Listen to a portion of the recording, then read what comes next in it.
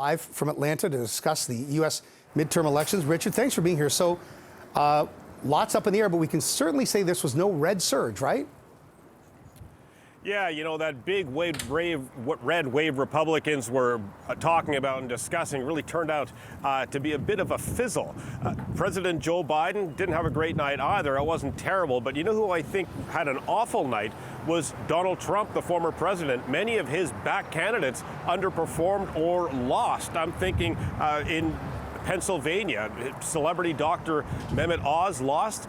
There were candidates in Arizona who lost, in Michigan who lost. And here in Georgia is also a very interesting story. You have his hand-picked candidate for Senate, Republican Herschel Walker, a former football star. He also really underperformed against Democratic incumbent Raphael Warnock. And I think what you're seeing here in Georgia is indicative of what we're seeing across the country, a so-called ticket split, where you have Republican voters that came out in droves to support Republican Governor Brian Kemp, but they didn't all vote for Herschel Walker. He dramatically underperformed, and I think it suggests that a lot of Republican voters, more of the moderate Republican voters, are kind of rejecting or moving away from sort of Trumpism or Donald Trump. There was talk in right-wing media last night that Republicans are angry at Trump because Trump-backed candidates, for the most part, underperformed. So I think there's going to be some soul searching for the Republican Party. The economic headwinds were ideal for the Republicans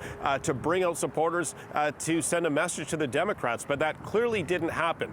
It is important to note that Republicans will likely win the House of Representatives, so they will have a power lever in Washington, but it won't be that huge number that they were talking about, 20, 25 seat majority in the House. It might just be a handful, and the Senate remains a toss-up. And one of the key states that could tip the balance of power is here in Georgia. But the two candidates, Herschel Walker and Raphael Warnock, are below that 50% threshold. So even here in Georgia will result in an automatic runoff. So we might not know who wins here until early December.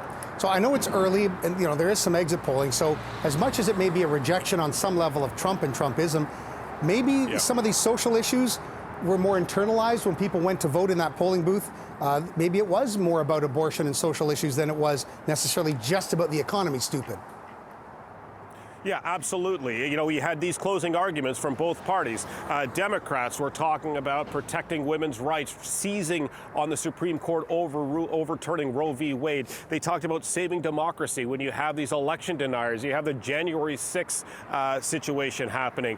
Republicans zeroed in on the economy, tapping into that economic anxiety, this runaway inflation that's driving up prices on absolutely everything, and talk of recession. But at the end of the day, polls suggested that Americans were voting with their wallets. They thought Republicans were best poised to fix it.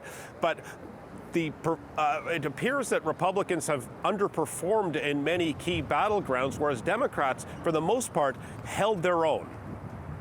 Richard Madden, CTV News, live for us in Atlanta. Richard, so great to have you on the show. Thank you.